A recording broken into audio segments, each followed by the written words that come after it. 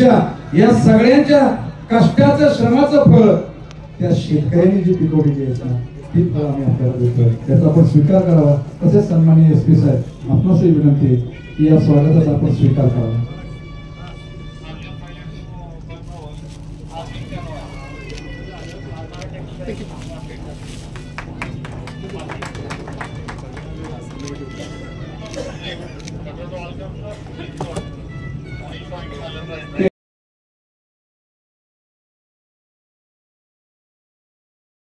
सर्वांनी थोडं टाळ्यावर आपण स्वागत करायचंय.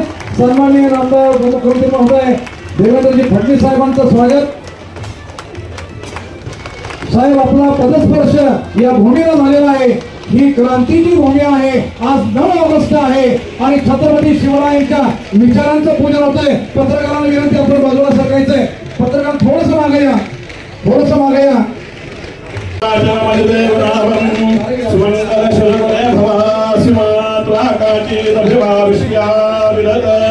महात्मा स्वयंवधी मासु प्रणो महात्मा विदितशोमान वीरो अस्ता पित्र्यामन प्रदेशंकनिक्रदक्षुमंगलो भद्रवादी वदेहा अवक्रंद दक्षिणतो ग्रहाणां सुमंगलो भद्रवादी शकुंते मानस्तेनै शतमाकशं सो बृहद्वदेम विदथे सुवीरा. धन्यवाद.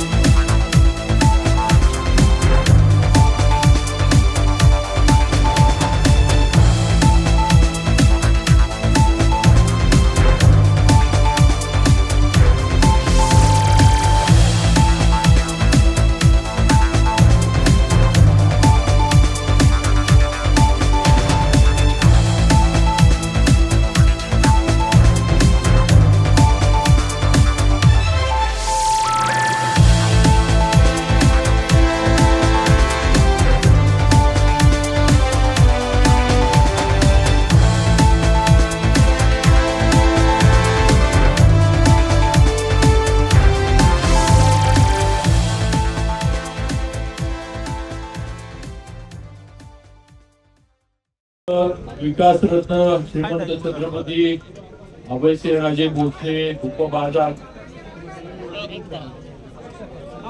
माझी विनंती आहे थोडं फोटोग्राफरनी जरा लोकांना दिसू दे. साहेबांना जरी आपले फोटोग्राफर इकडे थोडं हा, कारण लोकांना साहेब दिसू दे. सीएम साहेब फडणवीस साहेबांना बघायचे त्यामुळे थोडं लोकांनी जरा समोरची गर्दी कमी करा. थोडे इकडे प्लीज. आज आपल्या कृषी उत्पन्न बाजार समिती सातारा याचा अनेक वर्षाचा कैलासवासी भाऊसाहेब महाराजांचं जे स्वप्न होतं ते आज स्वप्नपूर्ती देवेंद्र फडणवीस साहेब आपले नेते, महाराष्ट्राचे उपमुख्यमंत्री यांच्या हस्ते भूमिपूजन होऊन खऱ्या अर्थानं हे स्वप्न साकार होण्याचा मार्ग हा आता निर्माण झालेला आहे किंवा सुरू झालेला आहे. मी देवेंद्रजी फडणवीस साहेब या ठिकाणी स्वागत करतो. साहेब आम्ही आज जो उपबाजार अभयसिंह महाराजांच्या नावाने इथं उभा करतोय थोडक्यात करतो. जर वेळ घेणार नाही आपल्याला पुढचे कार्यक्रम आहेत मला कल्पना आहे. तर हा एक महत्वाकांक्षी प्रकल्प आहे. आम्ही एक नुसती बाजार समिती इथं उभा करायला चाललेलं नाही तर 5 स्टार बाजार समिती ही उभा करण्याचा आमचा संचालक मंडळाचा सर्वांचा मानस आहे की ज्या बाजार समितीमध्ये शेतकरी आणि व्यापारी आणि येणार ग्राहक जे असतील या सगळ्यांना चांगल्या सेवा सुविधा आणि चांगल्या पद्धतीनं व्यवसाय, शेतकऱ्यांना चांगल्या पद्धतीनं त्यांच्या मालाला दर, त्याचबरोबर गोडाऊन, कोल्ड स्टोरेज संपूर्ण हे सगळी मिळून आम्हाला 15 एकर जमीन ही आमच्या मालकीची सातारा मार्केट कमिटीच्या आहे. याच्यामध्ये जर आपल्याला थोडेफार डिटेल आम्ही दिलेले आहेत.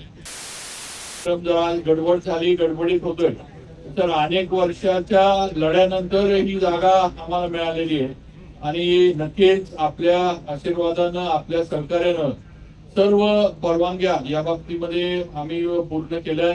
आमचे एनए झालेलं आहे, आमचे प्लॅन सँक्शन झालेलं आहे आणि सगळ्या बाजूनं कायदेशीररित्या आम्ही सगळं क्लिअर करून आज कामाला आपल्या शुभाचे भूमिपूजन झाले. आम्ही आता लवकरच या ठिकाणी काम सुरू करतोय. लवकरच या ठिकाणी साहेब आमची भाजी मंडई आणि फ्रूट मार्केट हे दोन्ही मार्केट जे आहेत ते लवकरच आम्ही साताऱ्याच्या बाहेर म्हणजे या ठिकाणी आणणार आहे.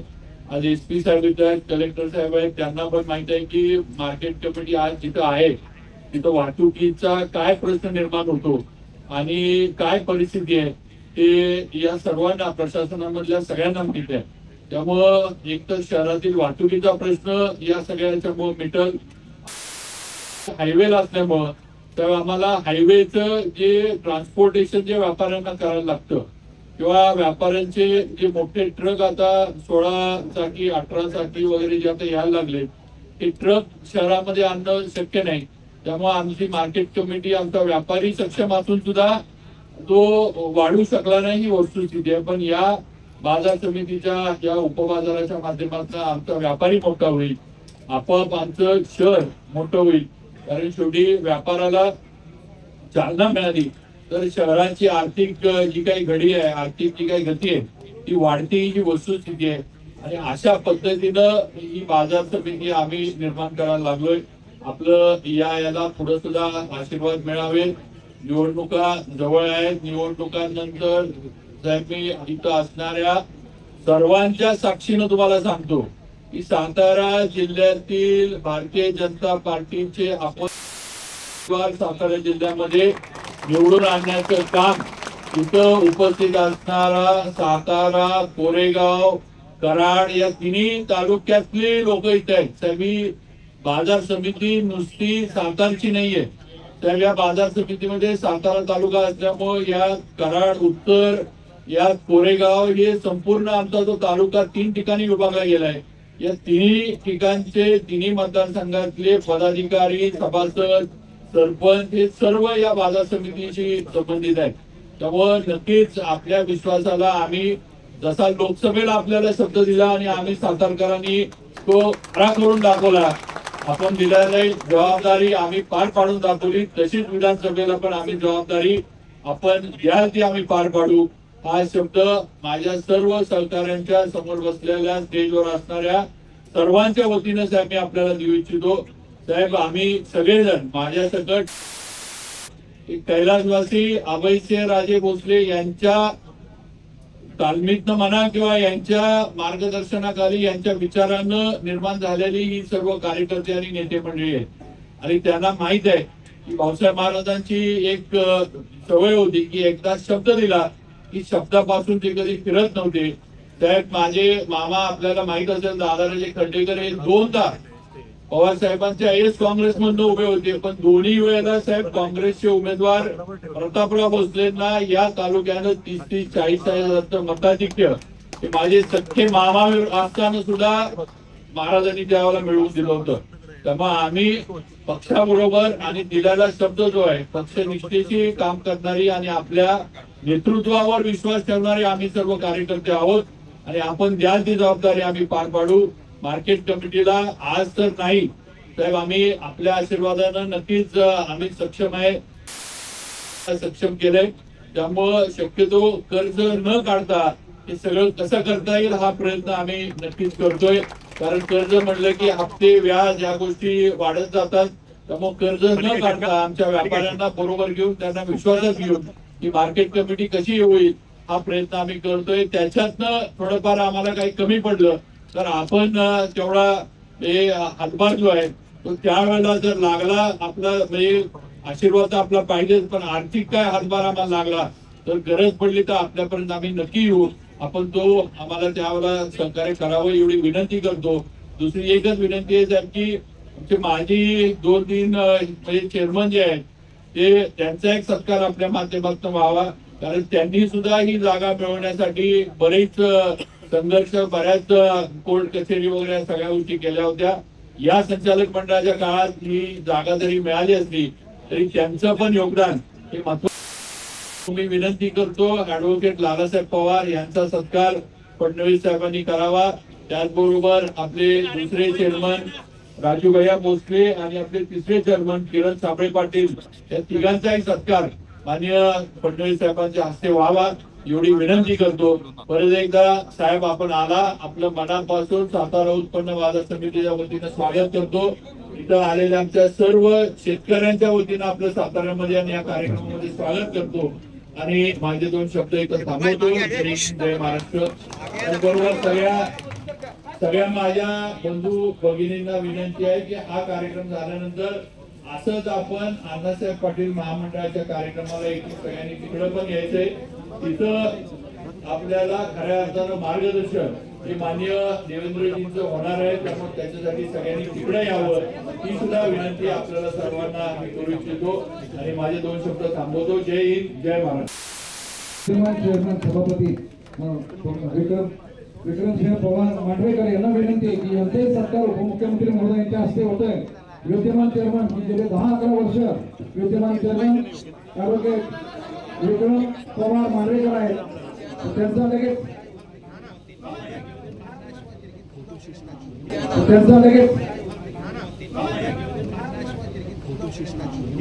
चला सभापती साहेब विक्रम मांढरेकरांचा विद्यमान चेअरमनचा विक्रम सभापती